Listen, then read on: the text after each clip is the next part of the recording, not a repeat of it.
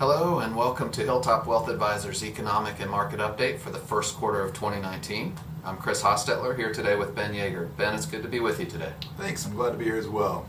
So there have been some noteworthy economic and financial headlines in the news. Let's jump right into it.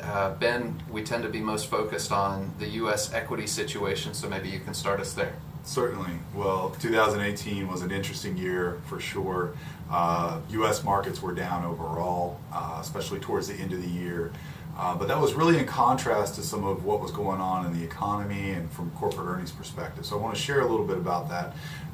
2018, the economy is expected to have grown around 3%. We're still waiting on the fourth quarter numbers, but pretty strong growth. Now, there is an expected slowdown, but the expectation is that for 2019 that the U.S. economy would grow around 2%, in line with what we've been growing at for a number of years now. So while there is a bit of a slowing projected for 2019, it is still fairly strong. Corporate earnings were also very strong in 2018 as well. They are expected to come down and slow. We've started to see a little bit of that with the fourth quarter reports here lately. But again, growth overall, earnings growth overall for U.S. corporations. So there's a number of supportive things in the environment, and especially here in the U.S. Consumer balance sheets, which make up 70% of GDP growth for the U.S. as well. Consumer spending, that's very, very healthy. Balance sheets overall. This debt to income ratio is at levels lower than it's been for almost 40 years. So very good, kind of strong position there as well. Corporate balance sheets are also in fairly strong positions. They've been refinancing a lot of debt at lower rates the last 10 years or so. So that's fairly supportive as well. And then as we look forward, there's certainly a number of uncertainties out there. Some things that are kind of we're dealing with here geopolitically. The U.S. Government shutdown that we've had just ended on Friday, but it's a temporary resolution at this point. So we'll have to see how that goes. A debt ceiling to negotiate here soon as well. And then the ongoing trade talks with China, which maybe that leads us into a discussion on the international markets and what's going on there. Yeah, the international situation in 2018 was much like what you mentioned in the U.S., that earnings and economic growth were pretty strong, but the stock markets and stock prices tended to drop in the major economies and major markets. So we saw this disconnect last year. Now, looking forward to 2019, we do expect some slowing, again, much like what we expect in the U.S., but likely continued growth in the major markets.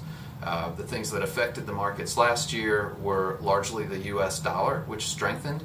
That tends to be bad for international equity prices. It'll be interesting to see which direction the U.S. dollar relative to foreign currencies takes this year. We also saw the threat of trade shutdown or trade breakdown between U.S. and China last year.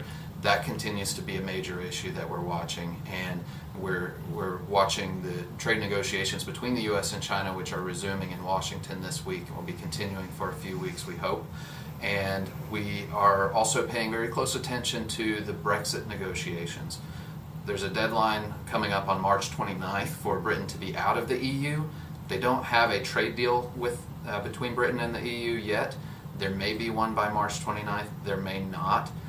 They may even decide to hold another referendum and decide not to leave the EU after all. So we expect the most likely outcome out of all that uncertainty is that Britain will leave the EU and still have some fairly fair trade deal between the two sides.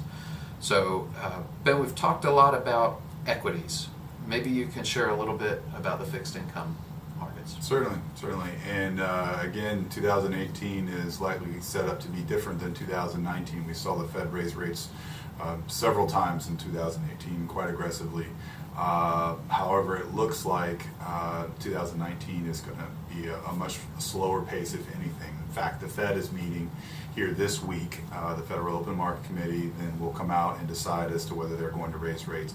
It's widely expected that they'll leave rates alone, at least after this meeting, but also expected that they could set a bit of a more dovish tone for the remainder of the year.